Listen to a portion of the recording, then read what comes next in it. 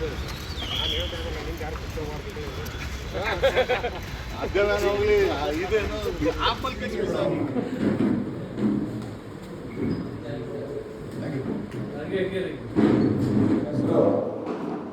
ಶಾಬಾಸ್ ಖಾನ್ ಅಂತ ಯಂಗ್ಸ್ಟಾರ್ ಪಕ್ಷದ ರಾಷ್ಟ್ರೀಯ ಅಧ್ಯಕ್ಷನಾಗಿದ್ದು ಇವತ್ತು ರಾಜಕಾರಣದಲ್ಲಿ ಬಹಳಷ್ಟು ಬೆಳವಣಿಗೆಗಳನ್ನು ತಾವೆಲ್ಲರೂ ಕೂಡ ಗಮನಿಸ್ತಾ ಇದ್ದೀರಾ. ಮೊದಲನೇದಾಗಿ ನಮ್ಮೆಲ್ಲರ ಯುವಕರ ಕಣ್ಮಣ್ಣಾಗಿರುವಂತಹ ನಮ್ಮ ಜಗದೀಶ್ ಸಾಹೇಬ್ರನ್ನ ನಾವು ಮೊದಲನೇದಾಗಿ ವೆಲ್ಕಮ್ ಮಾಡ್ಕೊತೀನಿ ನಿಮ್ಮೆಲ್ಲರ ಮುಂದೆ ನಮ್ಮ ಪಕ್ಷಕ್ಕೆ ಹಾಗೂ ರಾಜ್ಯ ಅಧ್ಯಕ್ಷರಾಗಿ ಮುಖ್ಯಮಂತ್ರಿ ಸ್ಥಾನಕ್ಕೆ.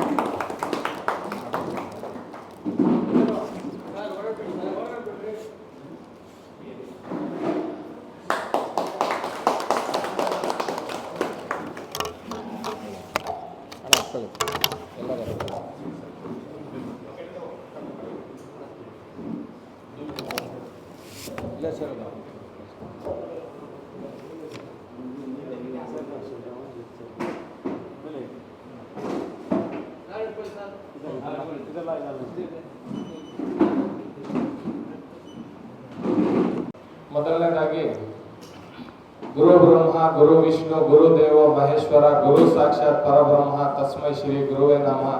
ಈ ಮಾಧ್ಯಮದವರೇ ನಮಗೆಲ್ಲ ಗುರುಗಳು.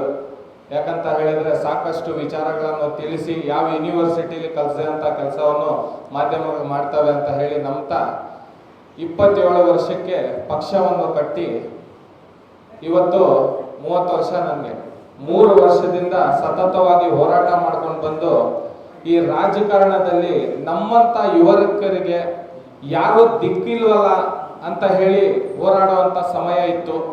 ಆದರೆ ಇವತ್ತು ತಮಿಳುನಾಡಿನಲ್ಲಿ TVK ಬಂದ ಮೇಲೆ YEPಗೆ ಇವತ್ತು ರಾಜಕಾರಣದಲ್ಲಿ ನಮಗೊಂದು ಮುಖ್ಯಮಂತ್ರಿ ಅಭ್ಯರ್ಥಿ ಸಿಕ್ಕಿದ್ದಾರೆ. ಯಾಕಂದ್ರೆ ಬಹಳಷ್ಟು ಪಕ್ಷಗಳು ಯಾವತ್ತೂ ಕೂಡ ನಿಮ್ಮ ಮುಂದೆ ಬಂದು ಹೇಳಲ್ಲ. ಕರ್ನಾಟಕದ ವಿಚಾರ ಬಂದಾಗ ನಮ್ಮ ಗಂಗಾ ಚೌಡ ಚಾಲುಕ್ಯ ರಾಷ್ಟ್ರಕೂಟ ಹಕ್ಕಬುಕ್ಕ ಗಂಡುಗಲ್ಲಿರಾಮ ಕೆಂಪೇಗೌಡ ಹೈದರಾಲಿ ಟಿಪ್ಪು ಪುಲಕೇಶಿ ನೊಪ್ಪುತುಂಗ ಶಾತವಾದ ಅತ್ತಿಮಾಬೆನ್ ಚಂದ್ರಗುಪ್ತ ನಾಯಕ ಬೆಳವಡಿ ಮಲ್ಲಮ್ಮ ಕುವೆಂಪು ಕಾರನ್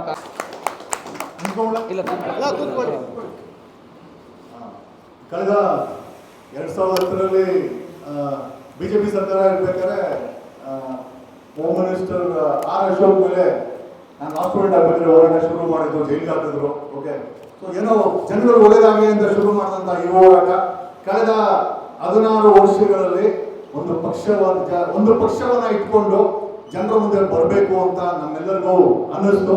ಸೊ ಆ ನಿಟ್ಟಿನಲ್ಲಿ ಓಕೆ, ನಾನು ಮುಂಚೆ ಆಮ್ ಆದ್ಮಿ ಪಕ್ಷದಲ್ಲಿ 2020ರಿಂದ ಕೆಲಸ ಮಾಡಿದೆ, ರಾಜ್ಯವ್ಯಾಪಿ ಸಂಘಟನೆ ಮಾಡಿದ್ದೆ. ಬಟ್ ಇವತ್ತಿನ ಒಂದು ಪ್ರಶ್ನೆ ಏನಪ್ಪಾ ಅಂತಂದ್ರೆ 3 ಪಕ್ಷಗಳಿದೆ, 3 ಪಕ್ಷಗಳು ಕೂಡ ಸಾಮಾನ್ಯ ಜನರು ಓಟ್ಬೇಕು, ಸಾಮಾನ್ಯ ಜನರ ತೆರಿಗೆ ಬೇಕು, ಸಾಮಾನ್ಯ ಜನರಿಗೆ ಕೊಡುವಂತ ಅಧಿಕಾರ ಇಟ್ಕೊಂಡು ಮಜಾ ಮಾಡಬೇಕು. ಕಳೆದ 40 ವರ್ಷದ ರಾಜಕೀಯದಲ್ಲಿ ಅದು ರಾಜ್ಯದಲ್ಲಾಗಿರ್ಬೋದು ದೇಶದಲ್ಲಾಗಿರ್ಬೋದು ಮಾಫಿಯಾ ರಾಜಕಾರಣಿಗಳು ಇವತ್ತು ನಮ್ಮ ದೇಶವನ್ನ ರಾಜ್ಯವನ್ನ ಆಡಳಿತ ಮಾಡ್ತಾ ಇದ್ದಾರೆ. ಜನರಿಂದ ಜನರಿಗೋಸ್ಕರ ಜನರಿಗಾಗಿ ಇರಬೇಕಾದಂತ ಸಂವಿಧಾನದ ಆಡಳಿತದಲ್ಲಿ ಇವತ್ತು ಮಾಫಿಯಾಗೋಸ್ಕರ ಮಾಫಿಯಾಗಳಿಂದನೇ ಆಗುವಂತ ಪರಿಸ್ಥಿತಿ ಬಂದಿದೆ. ನಮ್ಮೆಲ್ಲರಿಗೂ ಚಿಂತೆ ಏನಂತಂದ್ರೆ ಈ ದೇಶ ಬಿಟ್ಟು ಹೊರಡೋಗ್ಬಿಡೋಣ ಅಥವಾ ಬದಲಾವಣೆ ಮಾಡೋಣ ಅಂತ ಸಾಕಷ್ಟು ಬಾರಿ ಈ ದೇಶನ ತೊರೆದು ಎಲ್ಲ ಬೇರೆ ಬೇರೆ ಸಿಟಿಸನ್ಶಿಪ್ ತಗೊಂಡು ಯಾವ್ದಾದ್ರು ನಾವು ಫಿನ್ಲ್ಯಾಂಡ್ ಪೋಲ್ಯಾಂಡ್ ಎಲ್ಲ ನಾವು ಹೋಗಿ UK ಕೆಲಸ ಸೆಟ್ಲ್ ಆಗ್ಬಿಡೋಣ ಅಂತ ಅನ್ಕೊಂಡ್ವಿ. ಬಟ್ ಆದ್ರೆ ನಾವೇನೋ ಹೋಗ್ಬೋದು, ಇಲ್ಲಿರೋ ಬಡ ಜನರು ಏನ್ ಮಾಡ್ಬೇಕು ಅಂತ ಹೇಳ್ಕೊಂಡು ಸೊ ಒಂದು ದೊಡ್ಡ ಮಟ್ಟದ ಹೋರಾಟವನ್ನ ಮಾಡ್ಕೊಂಡು ನಾವೆಲ್ಲ ಸಣ್ಣ ಹಳ್ಳಿಗೆ ಬೆಳೆದವರು. ನಮ್ ದೇವೇಗೌಡರ ತರ ಏನು ನಮ್ದು ಯಾವ್ದು ಕುಟುಂಬ ರಾಜಕಾರಣ ಇಲ್ಲ, ನಮ್ಮಪ್ಪ ಲಾಯರ್ ಕೂಡ ಅಲ್ಲ. ಓಕೆ, ಒಬ್ಬ ಸಾಮಾನ್ಯ ವ್ಯಕ್ತಿಯಾಗಿ ಬಂದು 30 years ಅನ್ನೋ ಏಜ್ ಅಲ್ಲಿ ಲಾ ಮಾಡಿ ಲಾಯರ್ ಆಗಿ ಇವತ್ತು ಕರ್ನಾಟಕದ ಒಂದಷ್ಟು ಜನ ನಾನೇನು ಎಲ್ಲರೂ ಅಂತ ಹೇಳಕ್ ಹೋಗಲ್ಲ, ಒಂದಷ್ಟು ಜನ ಪ್ರೀತಿಯಿಂದ ವಕೀಲ್ ಸಾಬ್ ಅಂತಾರೆ, ಒಂದಷ್ಟು ಜನ ಪ್ರೀತಿಯಿಂದ ಜಗದೀಶ್ ಅವರು ಅಂತ ಹೇಳ್ತಾರೆ, ಒಂದಷ್ಟು ಜನ ಬಿಗ್ ಬಾಸ್. ಇನ್ಫ್ಯಾಕ್ಟ್ ನನಗೆ ತುಂಬಾ ದೊಡ್ಡ ಪ್ಲಾಟ್ಫಾರ್ಮ್ ಬಿಗ್ ಬಾಸ್ ಕೂಡ ಕೊಟ್ಟಿದೆ. ಸೊ ಇಷ್ಟು ಕೊಟ್ಟಂತ ಒಂದು ಸಣ್ಣ ಹಳ್ಳಿಯಿಂದ ನನಗೆ ಗುರ್ತೇ ಇಲ್ಲಂತ 2010ರಲ್ಲಿ ಶುರು ಮಾಡಿದಂತ ಜರ್ನಿ ಇವತ್ತು 2026 ಕರ್ನಾಟಕದಲ್ಲಿ ಒಂದು 30,000 ಹಳ್ಳಿ ಇರ್ಬೋದು. ಒಂದು ಹಳ್ಳಿಗೆ ಹೋದ್ರೆ ಕನಿಷ್ಠ ನಮ್ಮ ಹೆಸರು ಹೇಳುವಂತ ನಮ್ಮ ಫ್ಯಾನ್ ಬೇಸ್ ಇದ್ದಾರೆ. ಹಾಗಾಗಿ ನಾವು ಅನ್ಕೊಂಡಿದ್ದೇನು ಅಂತಂದ್ರೆ ಇವತ್ತು ರೈತರು ನೆಮ್ಮದಿಯಾಗಿಲ್ಲ, ವಿದ್ಯಾರ್ಥಿಗಳು ನೆಮ್ಮದಿಯಾಗಿಲ್ಲ, ಸಾಮಾಜಿಕ ನ್ಯಾಯ ಕೊಡುವಂತ ಯಾವುದೇ ಒಂದು ಗ್ಯಾರಂಟಿ ಇಲ್ಲ. ಅದು ಧರ್ಮಸ್ಥಳ ವಿಚಾರದಲ್ಲಿ ನಾವು ನೋಡಿದಂತ ಆಗಿರ್ಬೋದು, ಐ ಥಿಂಕ್ ಕಬ್ಬು ಬೆಳೆಗಾರರ ವಿಚಾರದಲ್ಲಿ ಮೂರೂ ಪಾರ್ಟಿಗಳು ಸಹ ಕಬ್ಬು ಬೆಳೆಗಾರರ ಪರವಾಗಿ ನಿಂತ್ಕೊಂಡಿಲ್ಲ. ಧಾರವಾಡದಲ್ಲಿ 3 ಲಕ್ಷ ಸರ್ಕಾರಿ ಹುದ್ದೆಗಳನ್ನ ಭರ್ತಿ ಮಾಡೋ ವಿಚಾರ ಆಗಿರ್ಬೋದು, ಅವರು ಪ್ರೊಟೆಸ್ಟ್ ಮಾಡಿ ನೋಡಿ ನಿನ್ನೆ ಒಂದ್ 2-3 ದಿವಸ ಹಿಂದ್ಗಡೆ ಬೆಂಗಳೂರಲ್ಲಿ ಏನೋ ಗ್ಯಾಂಗ್ ರೇಪ್ ಆಗಿದೆ, ನಿನ್ನೆ ದಾವಣಗೆರೆಯಲ್ಲಿ ಗ್ಯಾಂಗ್ ರೇಪ್ ಆಗಿದೆ. 2025ರಲ್ಲಿ ಸುಮಾರು 700 ಗ್ಯಾಂಗ್ ರೇಪ್ಗಳಾಗಿದೆ ಕರ್ನಾಟಕದಲ್ಲಿ. 2024ರಲ್ಲಿ 4,000 ಪೋಸ್ಕೋ ಕೇಸ್ ಆಗಿದೆ. ಇವತ್ತು ಏನು ರಾಜ್ಯ ಸರ್ಕಾರ 3 ಪಕ್ಷಗಳಲ್ಲಿದೆ. 2023 ಬಿಜೆಪಿಯನ್ನ ಸಾಕಷ್ಟು ಗೋಳಿಕೊಂಡು ಎಕ್ಸ್ಪೋಸ್ ಮಾಡ್ಕೊಂಡ್ಬಂದ್ರೆ ಪುಕ್ಸಟ್ಟೆ ಕಾಂಗ್ರೆಸ್ ಅವರು ಬಂದು ಅಧಿಕಾರಕ್ಕೆ ಕೂತ್ಕೊಂಡು ಅವ್ರಿಗಿಂತ ಕೆಟ್ಟ ಆಡಳಿತವನ್ನ ಮಾಡ್ತಾ ಇದ್ದಾರೆ. ಈಗ ಕಾಂಗ್ರೆಸ್ ಅನ್ನು ಎಕ್ಸ್ಪೋಸ್ ಮಾಡ್ತಿದ್ರೆ ಮುಂದಿನ ದಿನಗಳಲ್ಲಿ ಒಂದ್ಸಲ ಕುಮಾರಸ್ವಾಮಿ ಅವರು JDS ಅಥವಾ ಬಿಜೆಪಿನ ಬಂದು ಆಡಳಿತ ಕೂತ್ಕೊಳ್ತಾರೆ. ಯುವಕರಿಗೆ, ಯುವ ಜನತೆಗೆ ಒಂದು ಜಾತಿ ಅಂತ ಇದೆ, ಏನಂತಂದ್ರೆ ಬಡವರು ಸಾಮಾನ್ಯ ಅನ್ನೋ ಒಂದು ಜಾತಿ ಇದೆ. ಆ ಜಾತಿ ಇವತ್ತು 97% ಆ ಜಾತಿ ಜನ ಈ ಕರ್ನಾಟಕದಲ್ಲಿ ಓಟ್ ಹಾಕ್ತಾರೆ, ತೆರಿಗೆ ಕಟ್ತಾರೆ, ಆದ್ರೆ ನೆಮ್ಮದಿಯಿಂದ ನಿದ್ರೆ ಮಾಡಲ್ಲ. ಅವ್ರ ಮುಖದಲ್ಲಿ ಒಂದು ಕಳೆ ಇಲ್ಲ. ಅವ್ರು ಸಾಲ ಮಾಡ್ಕೊಂಡು ಆ ನೆಮ್ಮದಿನ ಹಾಳು ಮಾಡ್ಕೊಂಡು ಜೀವನ ಮಾಡ್ತಾ ಇದ್ದಾರೆ. ಪಕ್ಕದ ರಾಜ್ಯದಲ್ಲಿ ಒಬ್ಬ ನಟ TVK ಅನ್ನೋ ಪಕ್ಷ ಹಿಡ್ಕೊಂಡ್ಬಂದು ಒಂದು ಬದಲಾವಣೆಯ ಸಂಕೇತವಾಗಿ ಕೆಲಸ ಮಾಡ್ತಾ ಇದ್ದಾನೆ. ಅದನ್ನ ನೋಡಿದಾಗ ನಮಗೆಲ್ಲ ಅನಿಸ್ತು, why not take A chance, ಒಂದು ಬದಲಾವಣೆಗೋಸ್ಕರ ಒಂದು ಮಾಡೋಣ. ಆಮೇಲೆ ಇಷ್ಟು ದಿನ ನಾವೆಲ್ಲ ಮಾಡ್ಕೊಂಡು ಬಂದಿದ್ದು ಒಂದು ಹೋರಾಟವನ್ನ, ಈ ಹೋರಾಟದ ಒಂದು ಬದಿಯನ್ನ ಜೊತೆಲಿಟ್ಕೊಂಡು ಒಂದು ರಾಜಕೀಯ ಪಕ್ಷವಾಗಿ ನಮ್ಗೇನೋ ಇವತ್ತಿನ ಪರಿಸ್ಥಿತಿನಲ್ಲಿ ಒಂದು ರಾಜಕೀಯ ಪಕ್ಷ ಬೇಕಾಗಿದೆ. ಯಾಕೆ ಅಂತಂದ್ರೆ ಇಡೀ ಕರ್ನಾಟಕದಲ್ಲಿ 30,000 ಹಳ್ಳಿಗಳಿದೆ, ಜನ ನಮಗೆ ಸಪೋರ್ಟ್ ಮಾಡಕ್ಕೆ ರೆಡಿ ಇದ್ದಾರೆ. ಬಟ್ ಒಂದು ರಾಜಕೀಯ ಪಕ್ಷ ಬೇಕಾಗಿತ್ತು. ಹಾಗಾಗಿ ಶಾಬಾಜ್ ಅವರು 2023ರಲ್ಲಿ ಈ ಪಕ್ಷವನ್ನ ಸ್ಥಾಪನೆ ಮಾಡಿದ್ರು. ನಾವು ಕೂಡ ಒಂದು ಹೊಸ ಪಕ್ಷನ ಒಂದು ರಿಜಿಸ್ಟರ್ ಮಾಡೋಣ ಅಂತ ಅನ್ಕೊಂಡಾಗ ಇಲ್ಲಣ್ಣ ಇದನ್ನೇ ತಗೊಂಡು ಮಾಡಿ, ಪಕ್ಷ ಯಾವ್ದಾದ್ರೆ ನಿಮ್ಮ ಯೋಚನೆಗಳು ಚೆನ್ನಾಗಿದೆ ಅಂತಂದ್ರು. ಹಾಗಾಗಿ ಈ ಒಂದು ಯಂಗ್ಸ್ಟರ್ ಪಕ್ಷವನ್ನ ಇವತ್ತು ನನ್ನ ನಾಯಕತ್ವದಲ್ಲಿ, ನಾನು ಅದನ್ನೇ ಹೇಳ್ತಾ ಇದ್ದೀನಿ, ನನ್ನ ನಾಯಕತ್ವದಲ್ಲಿ ಕರ್ನಾಟಕದಲ್ಲಿ ಈ ಒಂದು ಪಕ್ಷವನ್ನ ಜನರ ಮುಂದೆ ತರಬೇಕನ್ನೋ ಒಂದು ಪ್ರಯತ್ನವನ್ನ ಮಾಡ್ತಾ ಇದ್ದೀವಿ. ಅದರ ಒಂದು ಸಂಕೇತವೇ ಈ ಒಂದು ಪ್ರೆಸ್ ಕ್ಲಬ್ ಅಲ್ಲಿ ಒಂದು ಚಿಕ್ಕದಾಗಿ, ನಾವು ಯಾವ ಜನಕ್ಕೂ ಕೂಡ ಹೇಳಿಲ್ಲ, ನನಗೆ ಮಧ್ಯಾಹ್ನನೇ ನಮ್ಮ ಫೇಸ್ಬುಕ್ ಅಲ್ಲಿ ಹಾಕಿದ್ದು. ಹಾಗಾಗಿ ಚಿಕ್ಕದಾಗಿ ಇದನ್ನ ಲಾಂಚ್ ಮಾಡಿ ದೊಡ್ಡ ಮಟ್ಟಕ್ಕೆ 2 ವರ್ಷ 2028ಕ್ಕೆ MLA ಚುನಾವಣೆಗಳಿದೆ.